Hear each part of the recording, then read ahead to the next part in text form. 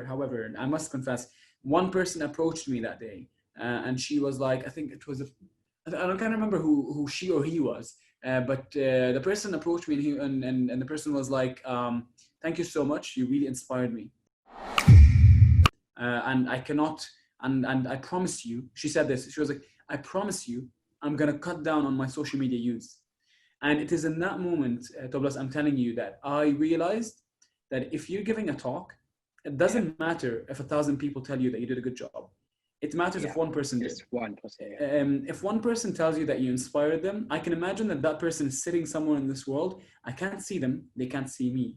But you know, maybe because of one little sentence or a single talk or a 10 minutes presentation, something was changed, and she might be changing those around her. All right. 3, 2, 1. Okay, done. Yes. Welcome That back, was on ladies and point. gentlemen. Yeah, it was. I have to agree. Welcome back, ladies and gentlemen, to the Visionary Stories podcast. Today on the show, we have a TEDx talker, and now he runs his own podcast. Big story, everything we deep dive into everything here on the podcast. We have Hussein Al-Ajous. Hussein, thank you for coming on the show. Thank you for agreeing to do this with me. It truly means a lot to me. Thank you. It's a pleasure. It's a pleasure. Thank you, man. Can we do a clap? Welcome back, ladies and gentlemen, to the Visionary Stories podcast. You are perfect just as you are. The one thing that'll stop you from growing is your ego. Perfection is not attainable because if you're perfect, then you have nothing to pursue in life. Become the person you could be. It's gonna fail. That means that won't work for you. Try another one. There's room for improvement. That's what. Best is never a It's not okay. You just Welcome back, ladies and gentlemen. Visionary Stories. Welcome back to the Visionary Stories podcast. Mental health, physical health, everything takes effort, everything takes time. You have to work. We have to work hard every day. That's the end game. That's taking your arsenal and just throwing it back at you. I'm like, it's not going to stay for permanent. Nothing's permanent. Cruise thing, just live it. Ladies and gentlemen, welcome back to the Visionary Stories podcast. Today on the show, we have a TEDx speaker. He runs his own podcast. He's done quite a lot with his life, and I just want to know his story, and it's going to be pure knowledge. So thank you for clicking this video. Thank you for watching this. And on the show today, we have Hussein Al-Ajous. Let's just get to know this guy. Let's just see what his whole life is. Wow, that's a lovely introduction. Thank you so much. I didn't expect all of that. I appreciate it. Thank you. And anyone listening to this, it's such a pleasure. Thank you for giving us your time. Yeah. All right. Okay. So thank you for coming on the show because it's being a podcaster and getting guests on your show is, I would say, by far the toughest thing because I have sent out so many emails and I barely get 1 or 2 responses. So thank you for taking your time and coming on the show. It really means a lot to me. Let's just go right into it. No, thank you. Let me just say something there. I mean, I've been there because I do send emails as well, and I try my best to get people on my podcast. And man, honestly, the people that reply to you are the people you want to have on your podcast. Exactly. That's all I can say. I just want to say I am glad and honored to have said yes, because I, as I said before, I share the same passion as you do, kind of like connecting with people, getting to know other people's stories. Because the same way I can teach something, you could teach me something too. Yeah. And if we could find there's always ground, a learning. Yeah. Exactly. There's always something to learn from anyone, anywhere. That's what I believe in. All right. Okay, so let's just go right into it. So, for the record, why don't you introduce yourself? What's your name? How young are you? And what is your vision? Yeah. Okay. So, hello everyone. My name is Hussein. As you just heard, I am a 24-year-old. Now, how would I describe myself? So, for a full-time job, I do marketing. So marketing is what I do. I work in an advertising agency, and you can, in a nutshell, really, I do everything that's digital marketing related. But me as a person, I kind of like pursue a separate passion, a separate goal, if you want to call it. And that's very much, when it started, it was public speaking. I always went around and told people I want to become a public speaker until I started realizing that there's a big difference between liking to talk and public speaking. And I realized over time that my passion wasn't really public speaking. It was more about being able to inspire a single person to make change. That's literally it in a sentence. And I know so many people claim they want to do the same thing, but I truly believe in it. And that's what I like doing. That's what I try to do every single day. So I try to bring this passion that is in public speaking or influence or inspiring, and I try to put it into my work every single day to find a middle ground. Yeah, that's nice. What is your vision? What do you think of yourself? What do you think is Hussein's vision? My vision, man, honestly, my vision keeps changing quite a lot every time I try something new. I like experimenting quite a lot. So every time I try something new, it gets shaped in a different way. But really, my vision is being able, and as I said, being able to, you mean my vision for myself, right? Yeah.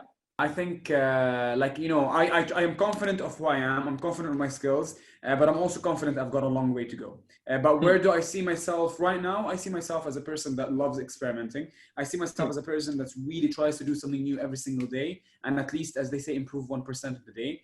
I see myself as a person that kind of like tries to build new habits every single day, all the time. But I also see myself as a person that's aiming to become way bigger than myself. Standing up on stage and speaking to people and being able to actually influence people. I don't want to become an influencer by all means. I don't want to just have 100,000 followers. I want to just differentiate between being an influencer and being influential. So what I aim to do is kind of like, how can I lead my life in a way where I actually become influential, where I can actually make change in myself. And when I make change in myself, I can make change on those around me. And then people around me will make change on those around them. And, you could say the vision is to change the world. Exactly. It's, but for you to aim or have the vision of changing the world, I mean, you're not doing yourself any favor. So you might as well just aim to change yourself.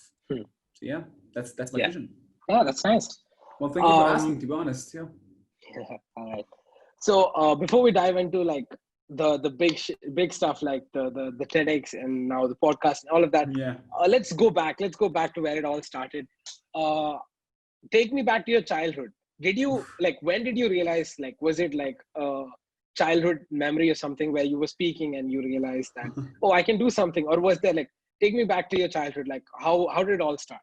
I love, I've never been asked that question, and I love that you did, because this is going to sound very shocking to a lot of people. Believe it or not, when I was younger, I was, you could say, I'm not going to say I was an introvert, but I was a wallflower. Have you ever heard that term before? A wallflower? Yeah. It's kind of like I was that person. I was that person that would walk by the wall. I had no courage, and I remember this very well. I had one of my friends. He was a good friend back then. His name was Kareem.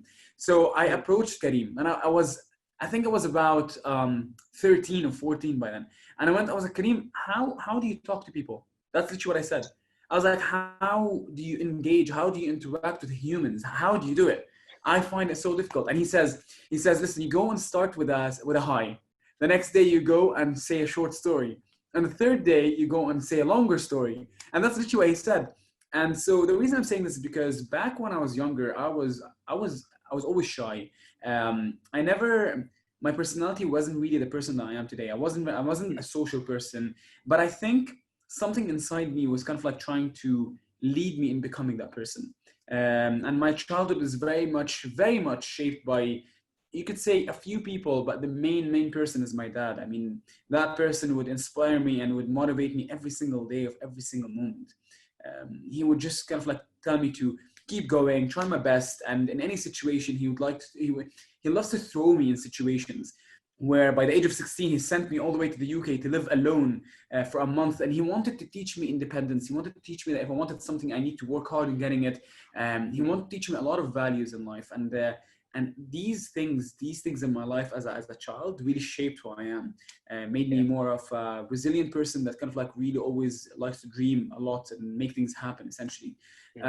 But going back to my childhood in the sense that where a moment that I stood up on stage and kind of like, I went all blue, for example.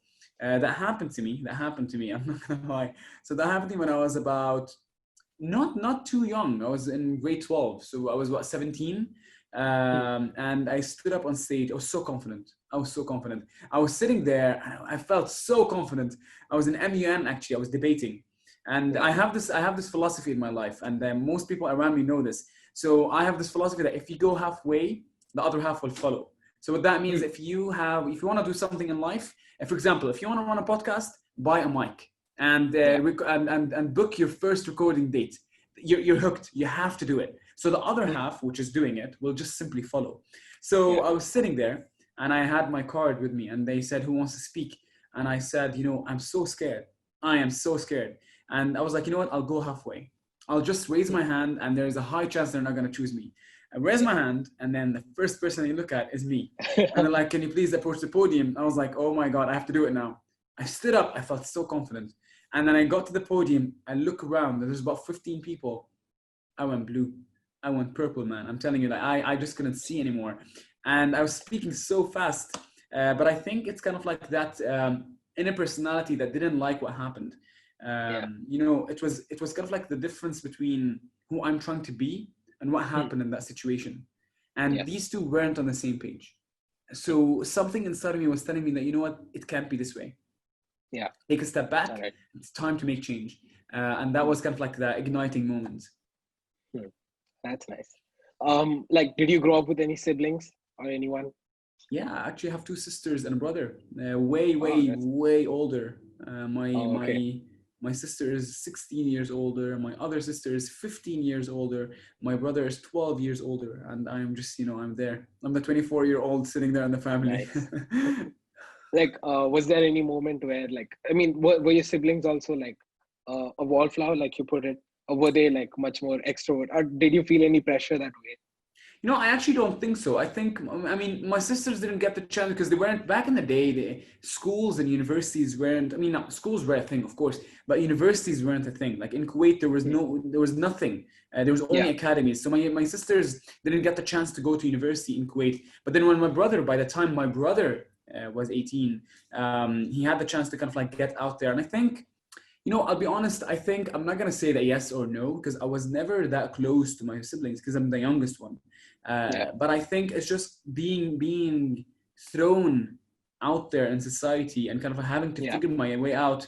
And that's my dad's approach. That kind of forced me to find and survive. I had to survive, right? And for you to survive, you have to start to shape your personality to be a people's person. So you can adapt in different situations. So no, I wouldn't say no. My siblings, I don't think I can relate to them in that sense. We're very different. Let's just say. All right. When you started, speaking, was there any particular memory besides the MUN, where maybe your dad sat you down and he's like, it's okay, happens. Was there some kind of fond memory that you have that kept you going? I have one, but I'm expecting you to ask me. I think you're going to ask me about a TED Talk. So the TED Talk, a lot of people think that the TED Talk was, because it's called a TED Talk doesn't mean it's the best talk on earth, right? And this is to clarify to everyone. It's just called a TED Talk, and it's a TEDx talk. It sounds fancy, I know, but for people, just to clarify this, for anyone that's willing to watch, and if you've watched it as well, let me tell you the backstory to the TED Talk. So the TED Talk was probably one of the worst talks I've ever given in my life. Let's just say if there was a worst case scenario, the worst of the worst case scenario happened. Long story short, after 2 months of daily, and I mean it when I say daily preparation, where I would rehearse countless times. I can't even remember. I've recorded myself about 60 to 100 times. I've rehearsed that in my sleep. I knew it by heart. And my whole family was watching that live. My school was watching that live. I had 400 people in the audience watching that. So imagine the pressure. So I stand up on stage and I open my mouth and I start speaking. It went fantastic for the first 2 minutes. And if you watch the talk, and for everyone listening, watch it. And then 2 minutes in, I'm speaking normally. Okay, there's a little bit of stress, of course. I was still I'm still a beginner public speaker. So, speaking moderately fast, normal. 3 minutes in, I looked down at the screen, and what I realized was happening is that the clicker in my hand was automated. So someone on the PowerPoint forgot to click the button where it unautomates. It makes it manual. So basically, the presentation behind me and what everyone is seeing is a presentation that's moving by itself. What I'm speaking about is the point before the points that they're seeing. So for a second, I look down And I had, in 10 seconds, I had to make a decision. Either stop talking, ruin this experience, or just, get it done with. And that's exactly what I did. I told myself in 10 seconds, I was like, you know what? I have prepared for this. I'll do it regardless. And no regrets. Honestly, no regrets. And, Thomas, I'll just tell you this in all honesty. I did that talk. I felt so stressed. But I can tell you this, and to anyone listening to this, it is because that talk was bad that I am this motivated. If that talk would have been, let's assume that talk was fantastic. Yeah. Phenomenal. People would have approached me and would have told me that's the best talk I've ever heard. Good job, blah, blah, blah. But because it wasn't, I didn't get the feedback I was expecting. And because I didn't, it kept me moving. So it's more of seeing something that failed, but I'm not going to say it failed at all, because at least I got on that stage and I'm very proud that I did. But the fact that it didn't go as well as I thought it would makes me want to prove to myself every single day, every single second, that I can do something better. Yeah. And this is kind of like a part of what keeps me going, if you get what I mean. It's a major experience in my life. And I always look back at it. I sometimes I'm afraid of watching that video again because I can imagine the feelings. But I get you. When I'm a dancer also, so whenever I watch like my old dance videos and old stuff, and I legit cringe. Even my first podcast episode, when I go back and watch it, I'm always cringing. It's a thing that all people face. But no regrets, man. No regrets. Every success has a lesson. Every failure has a lesson. And what most people don't see is that whatever it is that you're doing, really whatever it is, man, it doesn't matter whether you're into drawing or writing. It's always a skill that you get. So, and I know you want to move to the next question. I'll just say this very briefly. A lot of people listening to this might be going to university, and I think you are soon, as you said, or college. People think that when they go to college, they expect to learn, information. But I'm telling you, I'm a psychology major, and I can tell you, your brain is literally impossible. It's impossible for your brain to retain that much information. It's just impossible. So I'll break it to you. You're not going to remember all the information. I don't remember anything from what I studied in psychology. But I'll tell you what I remember. I don't remember the information, but I know I have a skill. So don't go to university to, for example, learn learn a book. But go to get a skill. And this is what I'm trying to say is that anything that you do, if you look deeply into it, there's a skill that you're getting. Yeah. So there's a positive in every negative, or there's a silver lining. Every cloud has a silver lining. That's nice. We talked about the TEDx talk.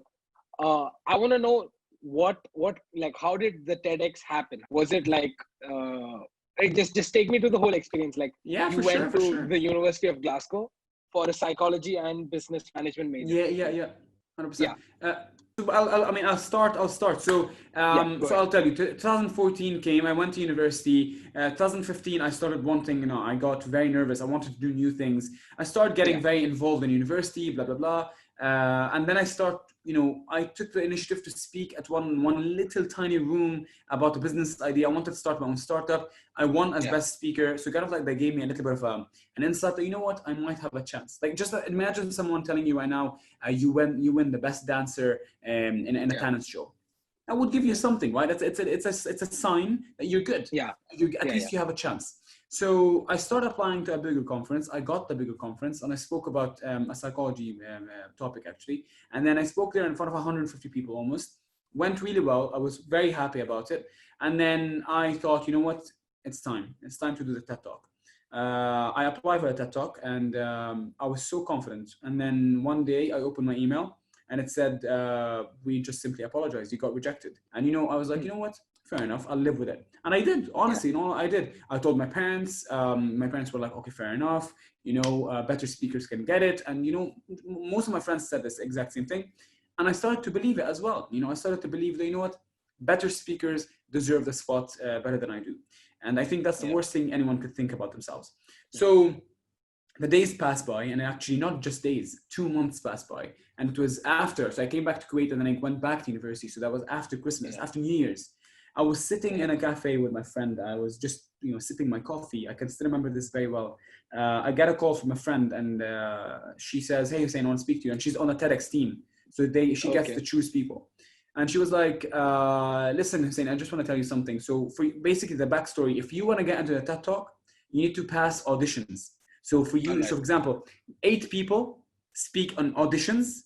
and the public is listening. So all students are listening. And then Yeah. the students get to choose 2 students to move Okay, to the out of the actual eight. conference. So Yeah. it's kind of like, shortlisting.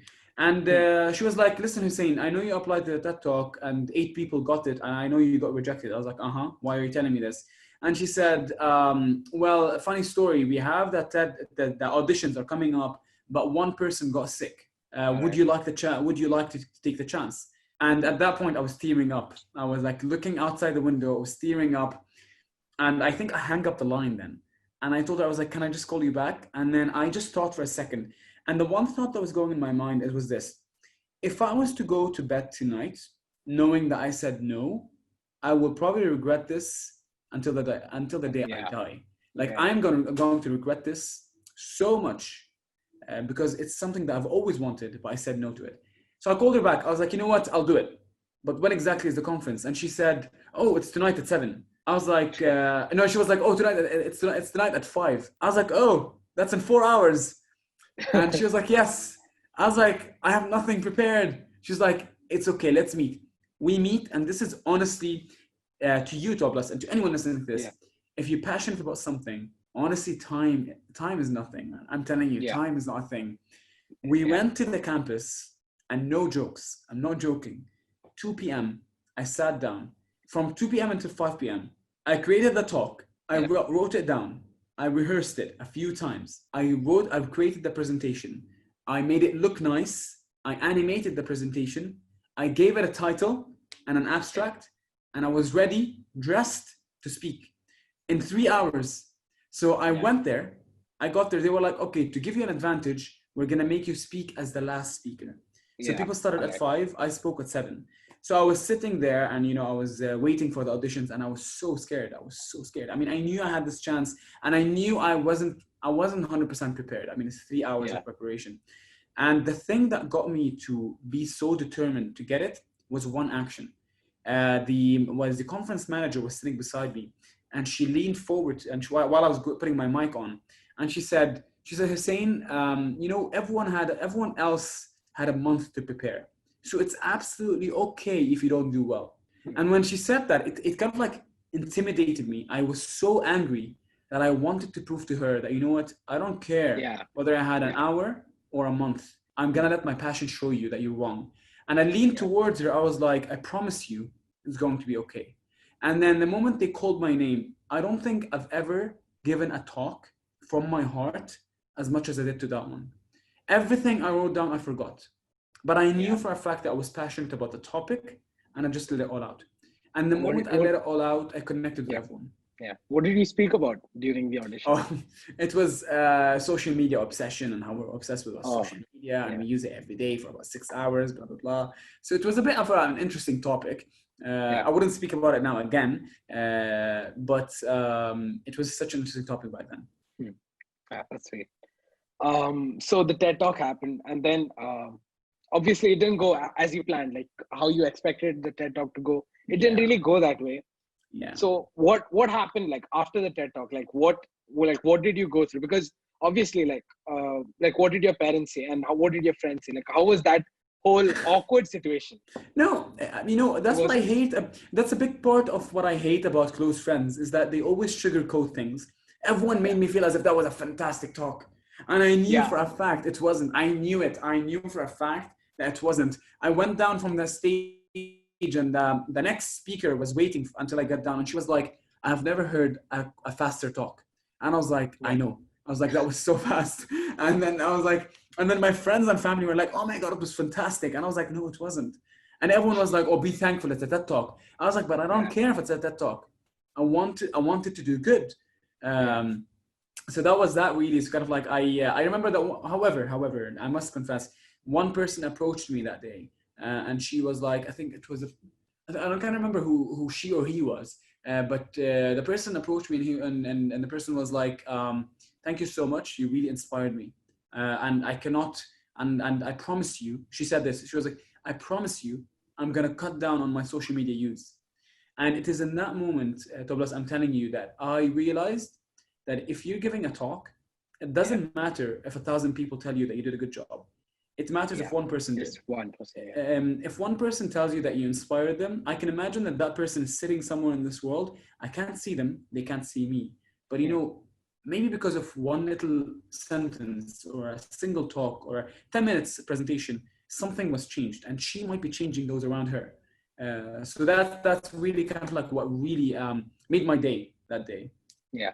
So yeah. So was it like at that moment where you decided, you know what, I'm just going to pursue this, don't care what happens? Yeah, that was kind of what that TED talk was kind of like really the sign. It was the sign. Yeah. And kind of like after that, you know, I finished university, and by that time, Topless, my personality was already completely shaped into the person that likes to get out, meet people. I was always a people's person, and I know I almost every single day almost put myself in uncomfortable situations. Yeah. So I was so conditioned to doing new things. I was so conditioned. It was so normal for me to kind of like stand up on stage, and you know, even if I'm scared, but because I'm scared, I want to do it.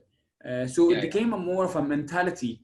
So that kind of like drove me into a certain direction with it, you know, along the line. Yeah. So like after the TED talk, like were you involved in any public speaking or something? Yeah. Was I involved in public speaking? I mean, no, I didn't have a conference. I think what I did was I tried my best every time I had a presentation I would give, but there's always a but. There's always a but. This is the interesting part, because this is also the moment I started to understand that public speaking doesn't have to be 1 to 1,000. It could be 1 to 1. So then what happened is that even my approach with my people, with my friends, with them, you know, I started taking part in societies and university activities. And then your personality, because you have that personality of getting out there and meeting people and whatnot, it starts to kind of like vibrate out of you. And you know, it's the law of attraction. And you attract the same energy that you give off. And it's that energy that I would give on stage that I started giving off, you know, on a personal level, like us right now interacting. So if you were to ask me, I would tell you that I had a chance to public speak every single day, because I was meeting new people every single day, and I had to learn new personalities, a new way of interacting, a new way of engaging conversations. So every single day. You did psychology and business and management. How has that, like, you know, become a part of your life? Like even today, like with your current podcast and all of that, has that become a very crucial part of it? Like, take me through what happened there. Oh yeah, absolutely. I think one of the things that really added value when studying psychology and business, I mean, I wanted to do business only for a start, but when I did both in the same time, I think that it created this sense of curiosity in everything. And most people around me right now know that I could be very curious about anything and everything, because I just like to know things.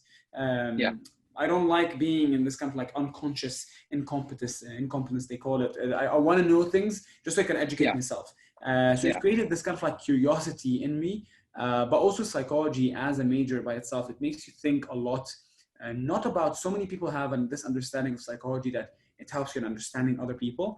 For me, honestly, it helped me in understanding myself. And the key to your success will never be about you understanding other people. It will always be about you looking in the mirror and having a clear definition of what you can see.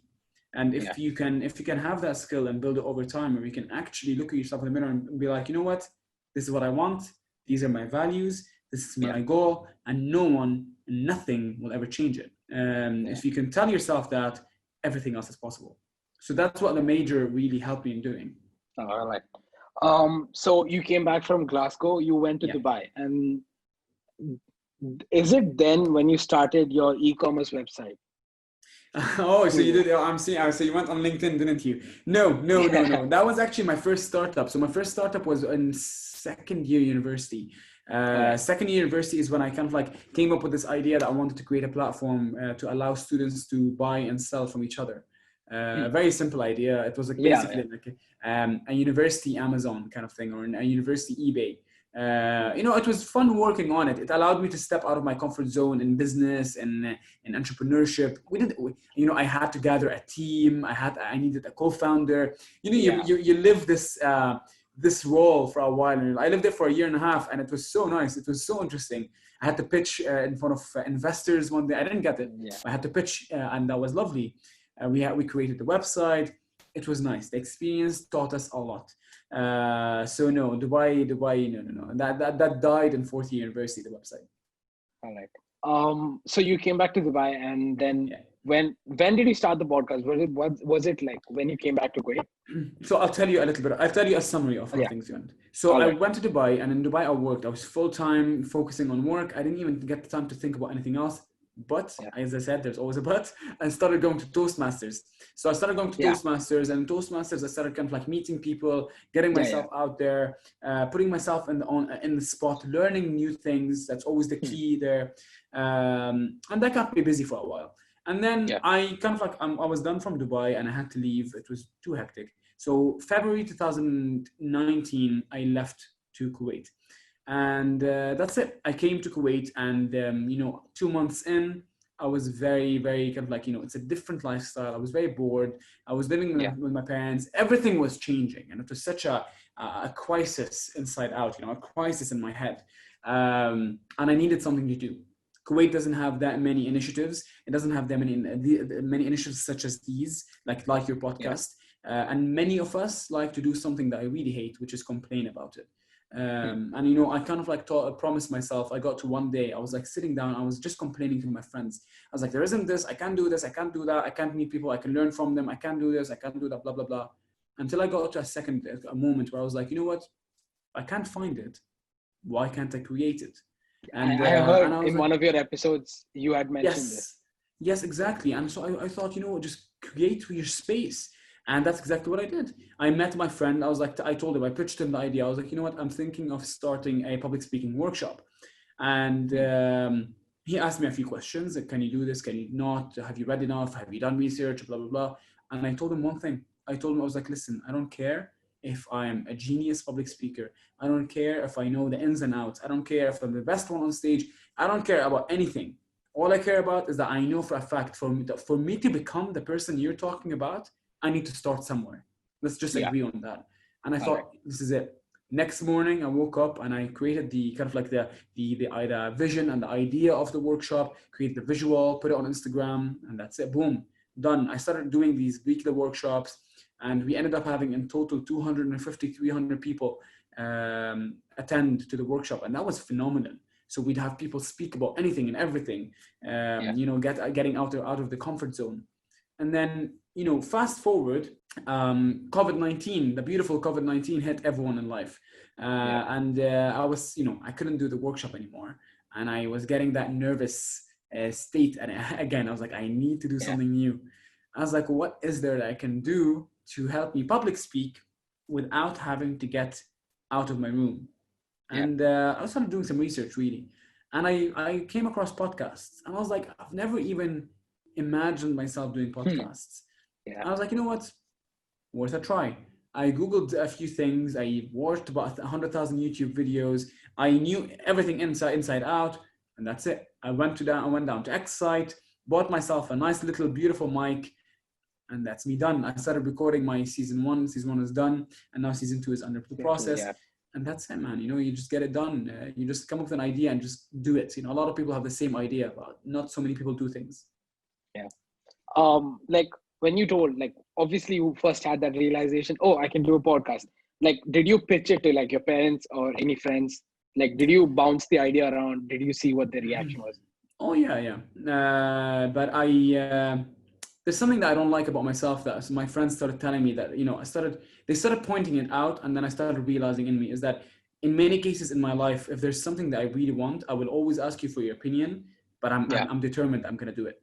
So even if someone tells me not to do it, like really at the end of the day, I'm going to do it. So I was going out there and asking, I was like, it's not a nice thing. I know it's a very stubborn kind of like mentality, but I got to a point where I know for a fact that, Toblas, you can tell me right now that you want to create a platform for dancing, right? The first thing I'm going to tell you, I don't think it has a vision. I don't think it has space in Kuwait. The first thing you should tell me is that I don't have enough experience. I am in no place to tell you what to do. That's the first thing you need to tell me. Because 1, you're the dancer here. 2, you're the expert here. 3, I am not you. 4, I don't know your vision. And 5, I am in no place to tell you what to do. So what I started doing is that I started getting out. I told my friends, I was like, listen, I'm planning on recording my voice and making people hear it. And I didn't ask people if I should do it or not. I asked them if they wanted it to be 5 or 10 or 15 minutes or 30 minutes. So I was asking them more about criteria than whether should I do it or not. Right. And that's it. Few questions, and then I did it the way I wanted. Yeah. Yeah. All right. And now you're doing season 2 of Inspire, and you're aiming at sharing others' experience. And I have to say, your podcast is actually pretty nice. I was hearing it like a couple of days back, and I actually honestly like it. Thank you. I appreciate it, man. Thank you. Thank you very much. It's such a pleasure to have you on one of my listeners. Yeah. I'm your listener too. Thank you. Yeah. So what is your vision with Inspire? Like now that you are recording season 2, like what is the vision that you're trying to put out? I think as I spoke in episode 1, it's kind of like being able to create a space for people to listen to stories that are for the first time ever are actually relatable. I mean, I'll ask you this question. I'll ask everyone listening. How many times have you heard, stay hungry, stay foolish, or if you want things, just go and do it, or just do it, or, hustle, persevere, all the things you hear from, Simon Sinek, Jay Shetty, Steve Jobs, Tim Cook, Tony Robbins. You hear these things from the bigger people, which, fair enough, that's their experience and they get to say these things. Yeah. But how relatable are they? Like, do they actually make you wake up the next morning with the kind of a persistence of doing things? I don't think so. I mean, I listen to them all the time, but what actually gets me moving is when I see someone like you doing a difference and making a difference. When I see someone like you making a difference, I know for a fact that I have a chance, because we're the same age almost, we have the same energy. You're not out there speaking on world TV. No, you're doing this little tiny podcast. So we both have a chance because we are relatable. People can relate to our experience. And that's exactly what I want. It's a space to spread inspiration and a lot of energy, hence why it's called Inspire with an E, energy and inspiration, and share stories that are for once relatable and they will actually ignite action. All right. That's nice. That's that you've put a lot of thought into it. I try. Thank All you. right. Thank you. Okay, so I know like you just started out, and I know that for everyone, even for me included, there's a very long journey ahead of us. Let's just say you become whatever you have a vision of you to become. So in that situation, if you would write a book, what would you name it? I have the name already. What is it? Yeah. You see, the thing is, I know this is recorded. I know this will be recorded forever. And I might look back at this and tell myself either I'm on the right direction or the wrong direction. I'll call it Pivot. Because why? So because I believe you have to pivot your life. And this is the catchy part. Get ready for it. So basically, Pivot is 5 things. And it's people, it's initiative, visualization, opportunities, and taking risks. It's 5 things that I truly believe, if you were to believe in them, if you were to truly make them as not rules or lessons in your life, make them literally a lifestyle where you meet people, you take the initiative, you take every, you visualize every situation and truly deeply believe in it. You take every opportunity and you take risks all the time. I believe if you have these 5 things, you have the right to reach out for success and reach out for the stars that you've always been dreaming for. So if I was to name a book, I would be like, why it's important to pivot your life, or something around the lines, how to pivot your life. Just pivot, That's nice. There's a lot of thought there. That one I thought about, so don't steal it. All right. Yeah. Okay, so like you've so far had a very long journey, and there's been a lot of ups and downs. And what is the biggest advice that anyone has ever given you? Anyone from your family or any of your friends? What's that big advice? It's I'd say it's from my dad. Honestly, my dad is the person that tries to inspire me every single day, and I'll tell you the sentence he keeps telling me. And I recorded a whole episode on this. It's called "Are you something around the lines? Are you rich or poor?" And in Arabic, I'll say in Arabic and then I'll translate it. And it says, "عاشر الغني فستغنى، عاشر الفقير فستفقر." So what that means is that befriend the rich and you shall be richer, befriend the poor and you shall be poorer. And if you're thinking about money, I'd like to tell you that you're wrong. And my dad keeps telling me this day in and day out, because My dad is a school dropout. He dropped out of school when I was 16. He came to Kuwait. He had nothing at the time, nothing, literally nothing, and he had to feed a family of four actually, my mom and my three siblings. And my dad keeps telling me about one of the reasons that got him to. I'm not gonna say success. I'm gonna say the success that he saw for himself was because he chose to befriend the rich in mindset. He didn't want to become friends with the people that weren't ambitious. He became friends with people that wanted to make change. I'm not talking about someone that has a pocket full of money. I'm talking about someone that has a mind full of ambition. Not a mind full of knowledge. Forget about knowledge. Sometimes doesn't have to be ambition. You can be the smartest person in the room, but you could also be not ambitious at all. So what I'm trying to say is that he became friends with people that truly taught him not just how to run a business, but how to dream about running a business. And not just how to dream about running a business, in fact, how to dream it, believe it, and make it happen. And when my dad started telling me these things every single day, and believe it or not, I've been hearing this, honestly, I can't even remember. Like, I'll tell you, I can't even remember. It's been so long. He'd tell me this until today, I promise you. Every other day, my dad would look me in the eye and he'd be like, Hussein, always remember, befriend the rich and you shall be richer, befriend the poor and you shall be richer, I shall be poorer. And I've never, I don't think it's any further from the truth. It's so true. It's so accurate. And that's the best advice I've ever heard, from the most inspirational person in my life, honestly. Yeah, I agree. So this is where I reverse the role. If you have any question for me, you can ask me. Go ahead. Why this? Okay, so basically, like I said, I'm a dancer. And people have always told me, this is what you do this. And I've always been stereotyped as, like, what can he do? He's just a dancer.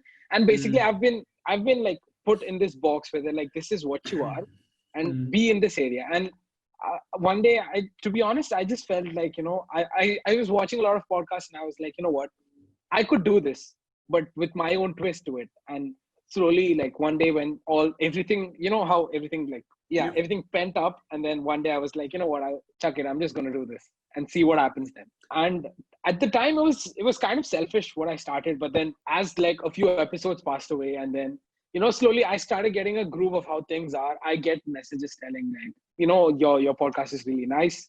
It has a very special, deep meaning and all this very like good messages. And I was like, nice. You know what, there is like, this is what happened. So I was done with 7 episodes. And then my school started again. And then that's when I started receiving the messages. Where is the podcast and all that? And so I thought to myself, you know what, let me take some time off. Let me make this good. So like people will, when they actually listen, they have much more than what the people who used to get.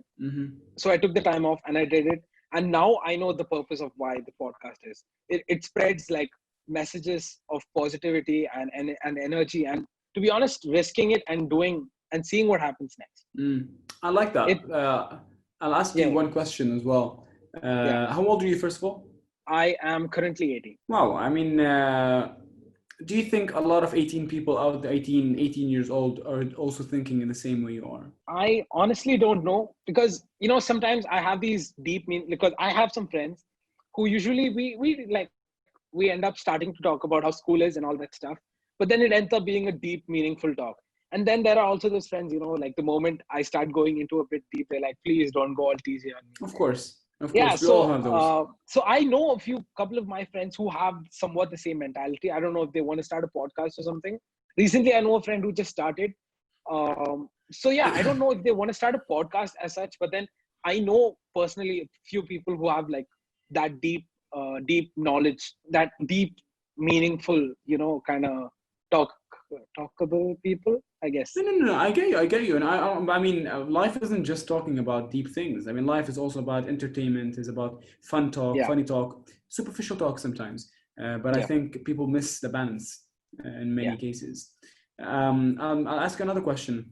I'll make it harder though. Yeah. All right. So in one sentence, what makes you wake up every morning? Ooh, okay. I haven't thought about it.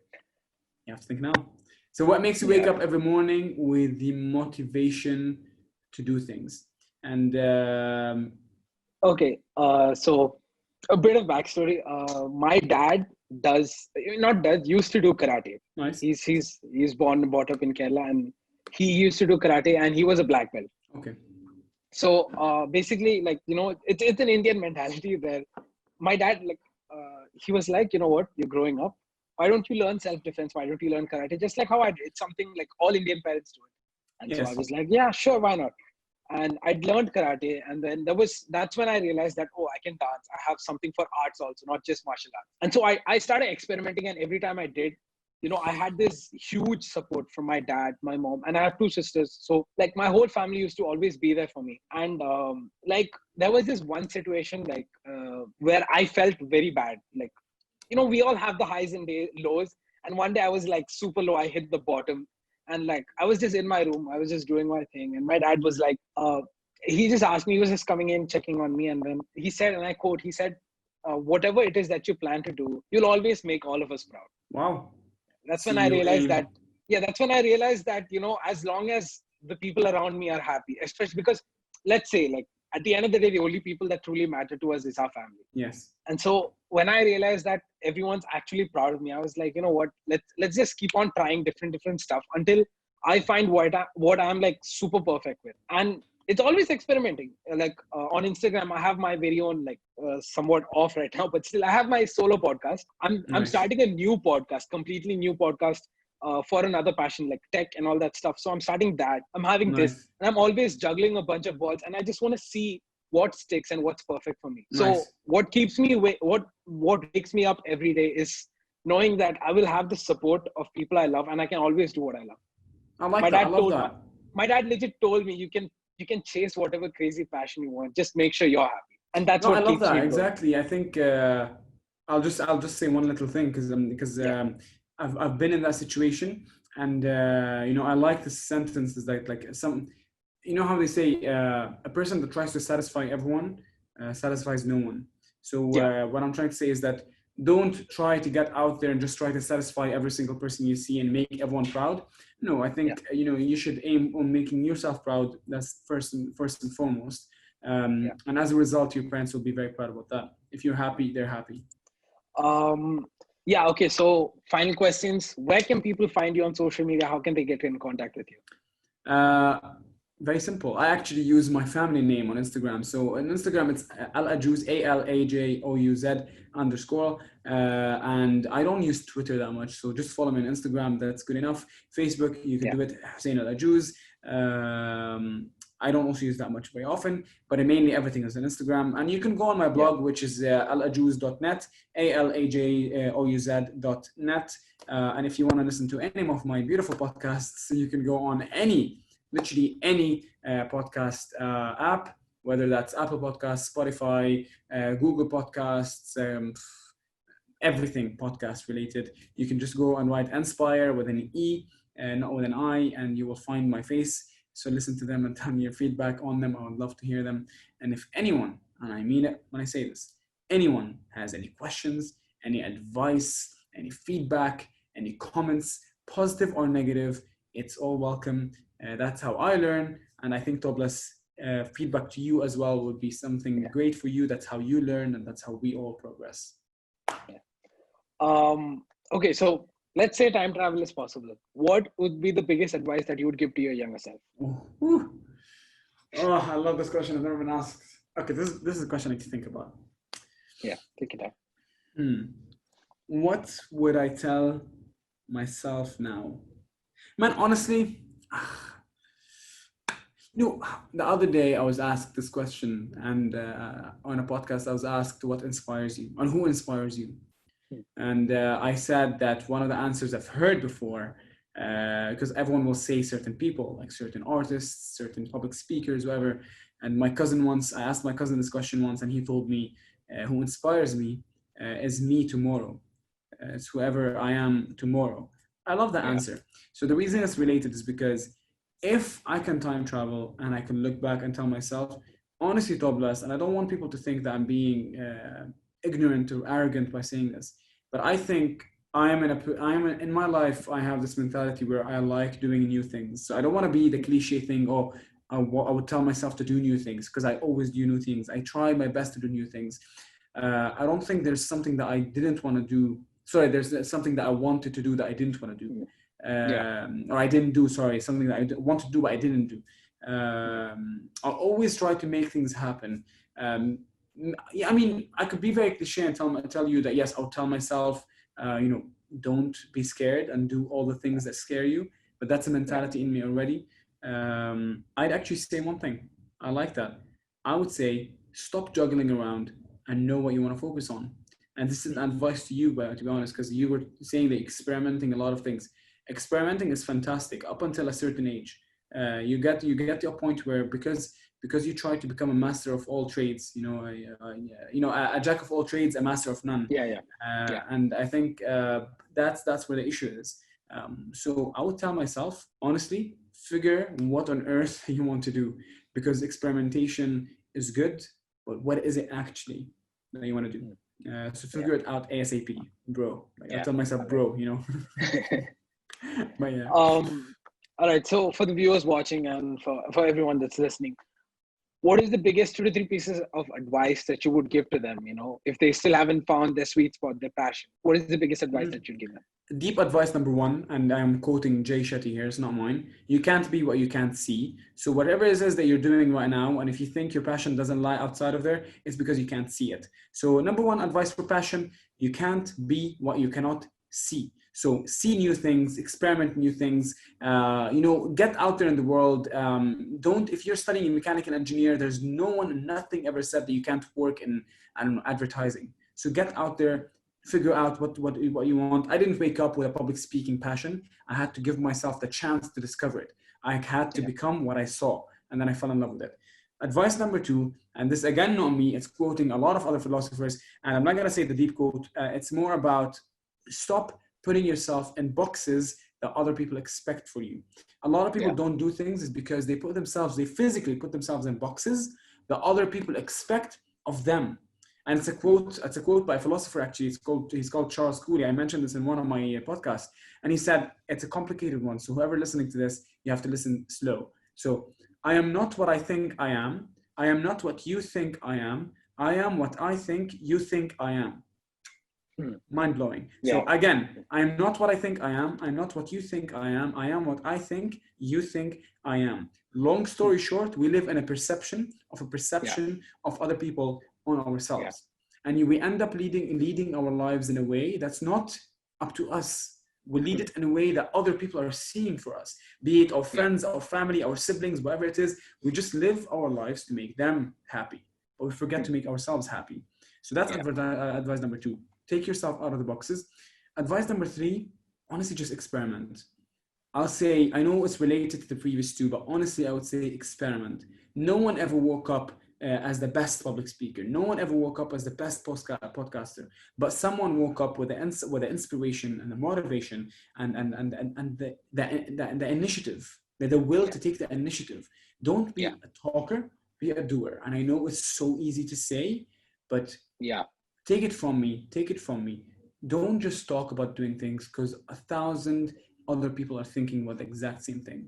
The only thing that differentiates Steve Jobs from any other thing, yes, he's a smart person, but he actually woke up one morning and decided to make things happen. And only because of that, he was successful. So always think there's always a starting point. And if you think that you have to wake up and become perfect from day number 1, you're absolutely wrong. The lovely part and the amazing part is the process of failing. And I know that's so cliche to say, but for me, I could reflect. The reason I love public speaking goes back to the fact that I messed up my TED Talk. So had I not messed up that TED Talk, I wouldn't be doing this exact podcast, I can promise you. So this is what I'm trying to say, is like, get out there. Don't be afraid of failing. Every failure is a move forward, as you say, as they say, fall forward. Thank you for coming onto the show. Thank you for agreeing to do this. It truly means a lot to me. No, thank you, man. Thank you. I just want to, can I just end with this? Go ahead. It is so inspiring. It's lovely. It's amazing to see someone like you. I mean, I know you're not young, but I'm saying that someone that's 18 years old, not yet in college, someone that's not yet out in the world in college life where you're seeing a lot of things. You're just in school so far. And for you to have, you might not have a million listener podcast, but the fact that this exists, honestly, man, I'm telling you, you're going to look back at it and you're going to be so proud of it. And this is only the first step to something way bigger. So you're taking the first step so early on. that in 5 years after graduation, you're going to look back at this and laugh at yourself and tell yourself, now I'm doing the real thing, a much bigger thing. And it's always going to be that way. You know, so proud of what you're doing. Personally, I'm very proud of what you're doing. Good job. Keep it going. People should relate to you. Thank you so much. So yeah, thank you for coming on the show. Thank you, man. Appreciate it. Well, I mean, I guess, and thank you to the listeners for taking the time. Yeah. Thank you for listening. Catch you guys next one.